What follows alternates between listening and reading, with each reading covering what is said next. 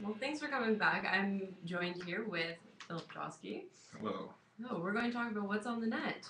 So there's a lot of interesting stuff actually this week that was going on. A lot of the typical funny videos of people just getting hurt. But beyond that, there's some viral videos that are actually really newsworthy and should be kind of discussed, I think.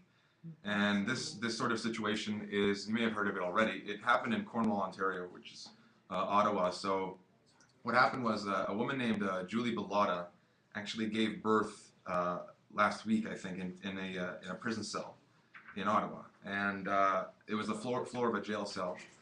And so this is like a huge thing because of the fact that she was ignored. She was claiming that she had been going into labor. She already mentioned that she was going into labor to the nurses, and they all basically ignored her. And now there's a big investigation going on. This has a lot of details that are actually in this that weren't actually mentioned. First of all, she was in there on drug charges. What do you think that has to do with the story? The fact that she was guilty of something. What do you think that does with the credibility? I think a lot of people have kind of put it up to, well, she put herself in this position. That's unfortunately a lot of the feedback that the YouTube video of the actual news clip of the global news segment that was done on her. A lot of people are commenting she put herself in this position. You know, she got herself pregnant and then got arrested because she was doing drugs, and that's been a lot of the conflict within it, unfortunately. Yeah, I definitely agree with that. But at the same time, there's the whole she had been allegedly lying to the police several times. So when she was claiming I'm going into labor, they kind of turned the eye and said that whole cry wolf theory. Yeah, cry wolf theory. And the second thing is also what's actually really tragic about the whole thing is that on the baby's actual birth certificate, it actually mentions that he was born in a jail cell. So it actually is on his birth certificate under place of birth. It's detention center, prison cell. And imagine growing up having that on your birth certificate. So I mean that's just the roughest start. So I think the most important thing in a situation like this, beyond whatever Julie Bellotta did, the mother did, is to focus now on the kid and with the custody of it. Having said that, the grandmother is currently taking care of the baby, so that's kind of a really confusing thing for the whole family, I'd imagine. And the fact too that this child can now not see his mother. The only way he can see her is through a glass wall. Exactly. She's behind bars, so she can't really hold her baby. The grandmother visits there like bi daily to keep showing the baby to her, to keep her motivated, to get her through the term sentence that she has to get through. She almost died actually. She required a blood transfusion, and nurses said that it's very possible that she or the baby or both could have actually died in labor because when the nurses arrived, she was the baby was coming out feet first. It was a breech birth. Yeah, and it was halfway out already. Which that's the thing that's one thing too that with people debating saying it's her fault for being there, that's one thing that people are completely negating is the fact that with breech births, a lot of the time it affects both the baby and the mother, and it can actually kill them. And the fact that this baby was delivered without any issues, minus the fact that's the one thing that should be brought up.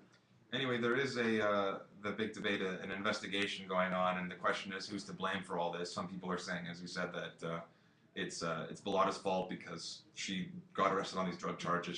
She went against the law, et cetera, et cetera. And some people are saying it's the prison, it's their fault and the nurse's fault. And I think beyond the investigation of the political stuff behind it, there's also looking out for the baby. So I think that's going to be something that should be the biggest focus right now. Not so much who should we blame, because it's kind of spilled milk at this point. Luckily, she survived and the baby survived. So now it's just dealing with that. Dealing with all the backlash behind it. Yeah, absolutely. But this is certainly something that's going to raise a question for prison centers in the future and how they're going to go about dealing with pregnancy and all these and living conditions in general. Certainly. What attention they get. Exactly, and knowing too, that's the thing too, is knowing too what's real and what's not with inmates. So what amount of attention do you think prisoners should get? Some people are obviously arguing that inmates actually get better quality of life in the sense of what they get sort of handed to them in jail than the average citizen who works a 9-to-5 job, let's say. So what kind of attention do you think they deserve? I think when it comes down to something like that medically, I think they deserve basic human rights, but at the same time, I mean, there's a lot of debate behind it. It really depends on your opinion on it. Yeah, absolutely. But we're wrapping it up now, and so we can go ahead with that. Okay. And now, as we've all seen downtown, Oshawa's downtown has been under construction for most of the summer, causing issues with not only transit, but the surrounding area. As Phil Petrosky tells us, has created an audio slideshow about how the construction has affected the businesses downtown. So we're going to check that out. Welcome back. I'm joined here with Cameron Begg, who's a local ghost hunter celebrity. So thank you for being here, Cameron. Celebrity, I love it. Well, thank you for being here. Much appreciated. Thanks. So, for people that have not heard of you before, what began this lifelong adventure with spirits and ghosts? Okay, yeah, it's been a long life. I've been doing this for 20 years now. But before I got into ghosts, I didn't even care about ghosts. Okay. I moved into a haunted apartment. At that time, I was starting a family. I was just married, working hard. And then I had some little old lady ghost, rattling dishes in the sink and watching me in the shower. So yeah, it was kind of creepy. So different phenomena, but it took me 2 years to figure out I had this little old lady ghost. And how did you figure this out exactly? More things of a physical nature happened. So Okay. objects would move mysteriously, Oh. but you still sort of brush it off like, oh, it's just a trick of the mind, like Same maybe it thing. didn't really happen. Okay. And then the eureka moment for me came when my niece and I were going up to the apartment one day to get her bags to take her home. And anyways, there was nobody in the apartment. And as we were going to enter, I heard a female voice go, Cam. And Oh. so then it's like, I just brush it off. I think, well, nobody's in the hallway, nobody's in the stairwell. I just came up. In that split second, it's like, nothing. And I'm just about to go in. My niece goes, she's 8 years old. She goes, Uncle Cam, somebody just called you. And Oh. then it's like, you heard that too? Okay. And so that's where, for me, that was like eureka. It's a ghost. Aha! Hmm. All this freaky stuff. It's a ghost. And then, that was it. Then I started trying to find out who my ghost was, Okay. and I learned about research is just simply asking questions. So we went to the superintendents and we asked them, who was in the apartment before us, Yep. and they told us how there was an elderly couple. The gentleman went to the Baycrest Geriatric Center to spend his last days. Okay. His wife, they remember, she died of a stroke in the kitchen. Oh. So okay. that was probably my ghost. Gotcha. So that's how you became, and now it's been 20 years later. And Yeah. what do you fulfill your time with now, other than the lectures and? Wow. What I do by day, or well, I have a day job. Okay. I've been working in community living, community services for 20 years. Just recently, I've left, and now I'm a repairman. I do repair Oh. work. But 7 days a week, my passion is ghost research. Okay. I consider what I do haunt scene investigations. Yeah. I do investigations. I now do clearings. Never even would have thought of clearing negative energies from home 20 years ago. Okay. Wouldn't even have understood what it was. Really? But you develop to that stage, I guess, the more you do it. So I help people, and everything I do is on a volunteer basis. Gotcha. I don't charge. Oh. And I have very fascinating cases, hundreds and hundreds of cases. Wow, that's incredible. So you're very, very busy from the sounds of it. Yeah, Halloween's crazy time. Everybody wants to talk ghosts. Well, exactly. Now, speaking of Halloween, with Halloween coming up and everybody's fascination levels increasing, where can people find spirits and ghosts for their own curiosity? Oh my God, you want to know how to get a ghost shot? Okay, take your camera. I'm assuming all your viewers probably have a digital camera. I assume as much. Okay, a simple digital camera. Take it. The one I use has 12 megapixels. Get a black curtain and quite simply tack the black curtain up on the wall.